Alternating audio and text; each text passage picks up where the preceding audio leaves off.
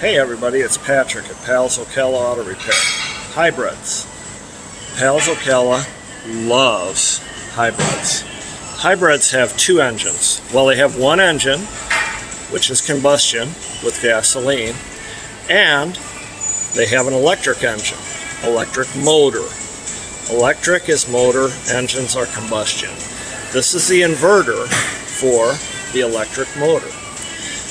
This inverter transforms the direct power to alternating power. So you have an alternating current just like in your house.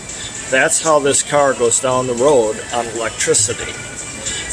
The inverter is cooled by water, and there's a pump that cools it. The pump on this car has failed, and we're going to replace it so that the inverter will be cool and let the car go down the road on electricity.